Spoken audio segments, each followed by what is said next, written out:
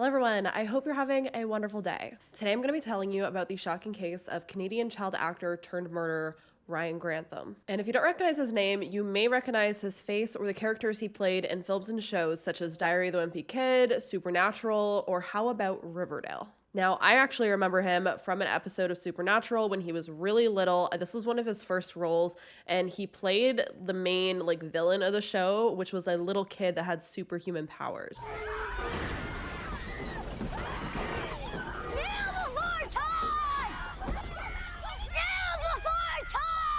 They're not superhuman, like you. See, with great power comes great responsibility. And it's shocking when you watch these shows and you remember these characters and these actors, and then you see what came of them as they grew up. It always shocks me when someone with such opportunity and resources makes such horrific choices in their lives. But you see it all the time with child stars, whether that be DUIs or drug issues or wild publicity stunts. But you don't usually see it go as far as homicide. Today's case takes the effects of child stardom to the extreme. And this video is also going to be the first of a playlist I want to start about celebrity crimes. So if you have any celebrity crimes you want me to cover, let me know down below. And with that, let's get into the limited amount of information that we do know about the life of Ryan Grantham.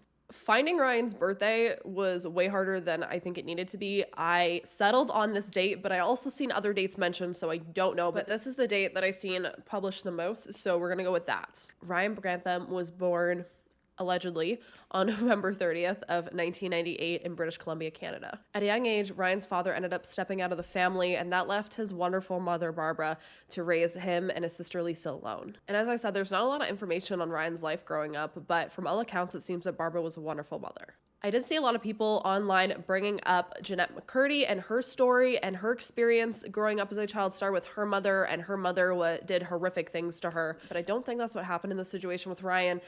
From everything that Ryan and his sister say and the family says, nothing like that went on. It seems like Ryan wanted to get into acting, and it was him that wanted to get into acting, and his mother was very supportive of it, but it wasn't an abusive relationship like Jeanette had with her mother. I don't think Ryan had a hard upbringing. When Ryan was around 9 years old is when he started his acting career, and as I said, his mother seemed to be very helpful with helping him start it. She was very supportive, and she was very proud of her son. And when he was around 9 years old, this is when he did his lesser talked about role in Supernatural. I don't know why this role is lesser talked about, because Supernatural was a huge show at the time. I still think it's a pretty big show. And a few years later, he ended up being in Diary of the Wimpy Kid. His role in Diary of the Wimpy Kid, the media is using as a headline quite often. It's either that role or they're using his role in Riverdale, because that's one of his most recent roles. And what really is odd about his role in Riverdale is that the character he played actually ended up murdering the main character Archie's father, which is just... He told the police he did it. To protect me, but it wasn't him. Okay, it was me. Now, he killed him in a hit and run, so it's nothing like the crime that he commits in real life. But the fact that his last role was a character who murders someone, you think he would learn something from that. It's a really weird coincidence in this case. In the following years after that role in Riverdale, Ryan was now a 21-year-old man, and the pandemic was just in its beginning stages. We're talking March of 2020. Ryan was living with his mother, Barbara, in Squamish, BC, which is an absolutely beautiful, picturesque town. If I didn't hate winter, I would want to live in this town because it is absolutely beautiful. It seems that anywhere you are in this town, there are mountains surrounding you and just beautiful greenery and wildlife. It's absolutely gorgeous. Ryan was at the time supposed to be taking university courses, and he was also seeing a psychiatrist and working on his mental health. He was also noted to be an experienced gun user and a former gun club member. Ryan also had a family that loved him and supported him. You think he would be in his prime, living in this beautiful, picturesque town, taking university classes, seeing a psychiatrist and a therapist and working on himself. In this early point in his career, he also had multiple credits in major TV shows and films. He even had a few minor acting awards and nominations under his belt. You think he would be in his prime. But something very deep was brewing inside of Ryan Grantham. In the months leading up to his mother's murder, Ryan wasn't living the dream life of a movie star. His life seemed to be spiraling. Psychiatrists that Ryan was seeing at the time noted that he was experiencing what is called cannabis use disorder, which is basically just a fancy term to say that someone is addicted to weed. and they can't stop using it despite it causing either like health problems or social issues in their life. And I know it's a real hot take to say that, and people will argue that you can't be addicted to weed. But personally, I do know people in my life that if they don't smoke weed, they will get very grumpy, like grumpy. But hey, everyone has their opinion. His psychiatrist would also note escalated feelings of self-hatred, depression, urges to commit violence on others, and unalive himself. Now, I don't think anyone that I know's weed consumption would turn anyone homicidal. However, it does seem that Ryan's psychiatrists were connecting his use of marijuana with his depression and that mixture of the two together as an issue. Clearly, it was a cause for concern, or else his psychiatrist wouldn't have noted it. They would also find out that Ryan was feeling extreme guilt that his mother would find out about his excessive use of marijuana, and that he actually had stopped attending his classes at university. Clearly, Ryan had a lot of big emotions and a lot going on in his head around the time that he snapped. Meanwhile, Barbara was not aware at all that her son was dealing with such serious mental health issues, while her herself was actually dealing with cancer. Her knowledge, Ryan was going to school and excelling at his acting career. Barbara was very proud of her son. No one had any clue that any of this was going on and that anything like this would happen. And clearly Ryan was very scared of disappointing his mother, which seemed to be very unjustified because it seemed like Barbara was a very loving, caring woman and that she probably would have forgiven him and, helped him work through things if she had known any of this was going on. Now, despite all of this going on in Ryan's head, he was acting as if nothing was going on. And he was clearly a good enough actor that no one in his life knew that he was suffering so badly. And that probably just made him spiral even worse. To Ryan, he was keeping this big secret, and it was probably getting heavier and heavier and heavier. And this case honestly reminds me of men who end up going on to kill their families due to financial issues. There's also the example of men like Chris Watts who have, a side fling, and these secrets that they're carrying of financial hardships or these mistresses just get so heavy on them, and they have the sense of such an inflated ego that they don't want people around them to see them in a bad light, and they think for some reason that it's a better option to either murder the people that are going to be disappointed in them, or the people that are going to catch them that are going to reveal this big secret, and then the other people around them are going to look at them in a bad light. They think for some reason in their fucked up minds that it's better to murder someone than to come out with being broke, or that you have a mistress and just divorcing someone. Clearly there's something messed up in their head to think that murder is a better solution than just getting another job or getting a divorce. But this confliction that Ryan was having really reminds me of that. These people have big egos and they don't want to look like bad guys. Much like child actors are known to have big egos and wanting to please everyone around them. And all of this darkness and heaviness inside of Ryan started to grow deeper and deeper when he decided to start spending a lot more time alone and isolating himself and start watching violent videos on the dark web.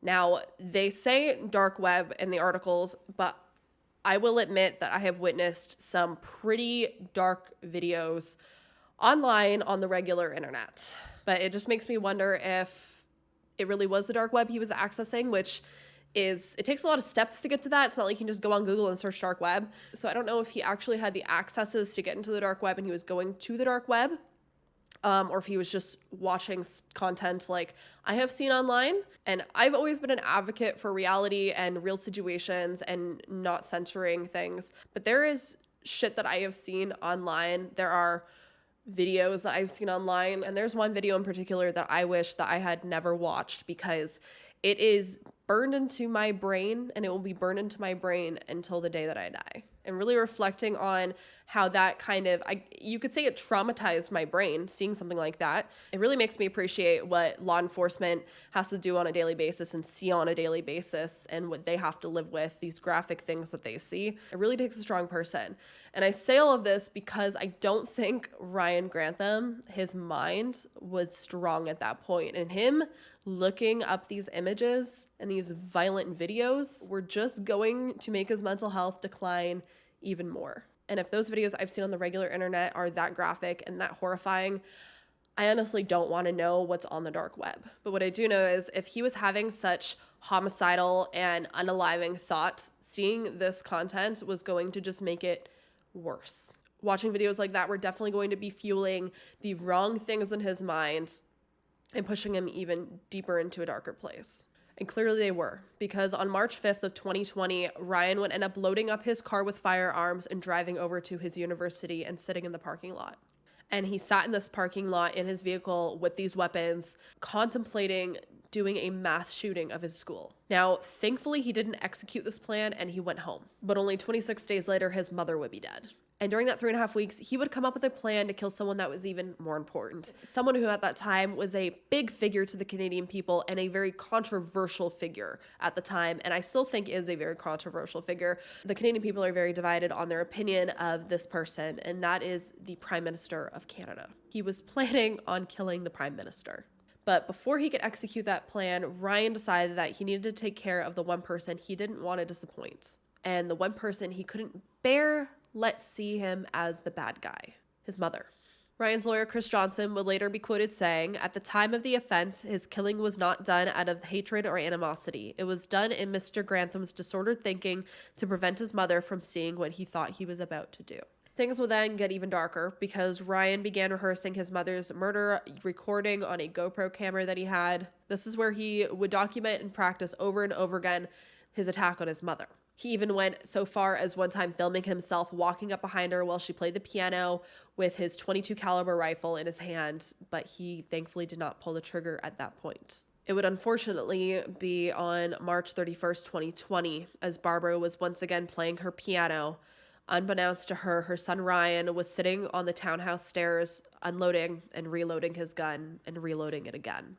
And he was sitting there on the stairs doing this, contemplating going through with murdering his mother. Now, no one really knows what made him finally decide, yes, this is the time. But Ryan would finally get up off the stairs with his loaded gun, walk up behind his mother who was playing the piano, hold the gun to her head, and pull the trigger. He shot her in the back of the head like an absolute coward. In the hours after, Ryan would turn on his GoPro and film the crime scene as well as his mother's dead body by the piano. He would also confess to the murder in this GoPro footage. He was quoted in the video saying, "I shot her in the back of the head. In the moments after, she would have known it was me." After that, he drove to the store, he bought beer and weed, and would return home to watch some Netflix for the night. At some point, he also wrote in a journal saying, "I'm so sorry, Mom. I'm so sorry, Lisa. I hate myself. There's a lot of media out there of me, film and TV, hundreds of hours of me that can be viewed and dissected. No one will understand." No, Ryan, no one will understand. The next day, Ryan would cover his mother's body with a sheet. He'd hang a rosary on the piano over her body and light candles around her body. He then packed his car with 3 guns, ammunition, 12 Molotov cocktails, which he'd test one in the woods nearby. And he would also bring a map to Ottawa with a plan to drive the 50 hours to Ottawa to kill the Prime Minister of Canada. And clearly, just from this plan that he had, you could tell there was something wrong with his head to think that this was even plausible, to just bring a couple guns, some ammunition, some Molotov cocktails, and a map, drive 50 hours across the entire country, somehow get through all of the security and gates and people that surround the literal Prime Minister of Canada. I don't know why he thought this plan was even plausible, but clearly Ryan ended up thinking about this plan a little harder and realized about 2.5 hours into his drive when he made it to Hope, BC, that this probably wasn't the best plan. And unfortunately, he came to this conclusion after he murdered his mother, because the whole reason he murdered his mother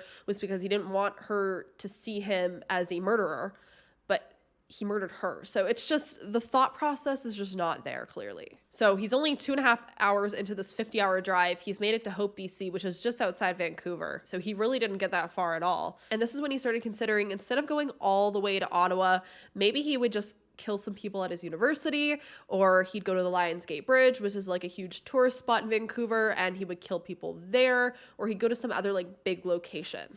Now, while all of this is happening, he's sitting in Hope, BC, deciding what he's going to do next, because he realized driving 50 hours to kill the president wasn't, or the prime minister, sorry, wasn't like a realistic plan. While all of that is happening, his sister Lisa is showing up at her mother's home looking for her because she's not answering her calls and texts. And this is when Lisa would end up going into the home and discovering her mother's murder, which is just terrible. The person that I feel the most for in this entire case and story, besides Barbara, of course, because she did not deserve to die, is Ryan's sister, Lisa, because she had no clue any of this was going on. It was not suspected. She loved her mother. And then all of a sudden, she lost her mother, she lost her brother, she doesn't have a father. This poor girl is pretty much orphaned at this point, all because her only sibling decided to murder their mother for literally no reason. And it's not like anyone suspected this was going to happen. This was a huge shock. Thankfully, Ryan turned around and started driving back to Vancouver, and for some reason, he had this break of consciousness or this change of heart, and he decided he wasn't going to kill anyone else, and he ended up turning himself into the police. 2 years after the murder of his mother, it seems that Ryan's tune has changed since he's done a lot of sitting with his thoughts. And in court, he would say, "I cannot explain or justify my actions. I have no excuse. It hurts me to think about how badly I've wasted my life. In the face of something so horrible, saying sorry seems so pointless, but from every fiber in my being, I am sorry." His sister Lisa, however, seemed to be really affected by all of this, as she would be, saying in court that her mother was vulnerable and battling cancer and that her brother gave her no chance to defend herself. She was quoted saying, "It pains me to know that he was a danger in her life," and she now fears her brother being released from prison. Also saying, "How can I trust somebody when my only sibling chose to execute my mother when her back was turned?" There was also quotes from other family members saying Barbara Waite loved her son very much, was an excellent parent, and in her mind had no reason to fear him. Now, despite planning his mother's murder, Ryan actually ended up only being charged with second-degree murder, and he actually had some supporters. His defense ended up presenting a number of letters of support, including one from Ryan's estranged father, which is just a little wild to me that this man couldn't be in his child's life, yet when he murders someone, he's defending him, which is like, sir, I think you needed to be in his life a little earlier than after he murders someone. Ryan's attorney also told the court that they should consider his age because he was only 21 at the time of the murder. He also had no previous criminal record. He turned himself in, he fully confessed, and he pled guilty. So they thought all of those should be factors in considering charging him with only second-degree murder against the first-degree murder charge. On top of that, over the past 25 months before his trial, while he was incarcerated, he was also going to counseling for his mental health. As we all know by now, the Canadian justice system is a joke. Don't even get me started with them letting off the man that beheaded Tim McLean in a Greyhound bus. That is absolutely ridiculous. That man claimed insanity and they just let him out, which is just insane to me that he brutally murdered someone and they just let him out because they said his mental health. Don't get me started on it. So I'm sure the most likely situation here is that Ryan's going to be eligible for parole since he's only charged with second-degree murder in probably like 14 years or something. His sentence is 25 years, but he can be eligible in 14 years. And his attorney is also asking for him to be put in a minimal security prison. So yeah, Canadian justice system, everyone. So to end this off, I just need to reiterate that this case is just ridiculous because what was the point of this murder?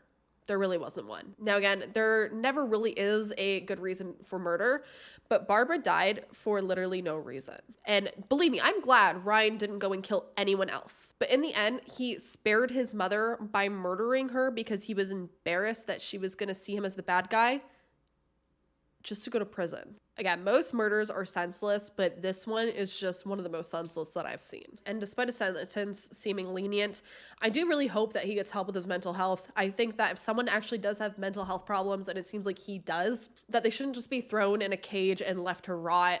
I think that, you know, if there is underlying mental health problems, they should be treated and cared for and, you know, dealt with. And I think people should be reformed if they're reformable, but I think they should be reformed when they don't do something so ridiculous as murder someone for no reason. And I also don't think that they should just be released, like in the Tim McLean case, because of mental health issues after they're reformed. I think if someone is a danger to society, like certain individuals are that are released in Canada, that they need to stay in these facilities. Again, me with the hot takes this week. I don't think everyone needs to just sit in a prison cell. They could be put in like a high security mental health facility because they did murder someone. They're in this facility for the rest of their lives, but they are getting mental health help. They could be, you know, doing good in some aspects. In my personal opinion, I think there are cases where the death penalty should be applied. In other cases, I really highly do not think that it should be applied. What I do know is I want to know your opinion on this case and if you think that Ryan is being fairly charged after murdering his mother. So let's have a conversation with that below. With that, I hope you all stay safe out there and I will see you in the next video. Bye.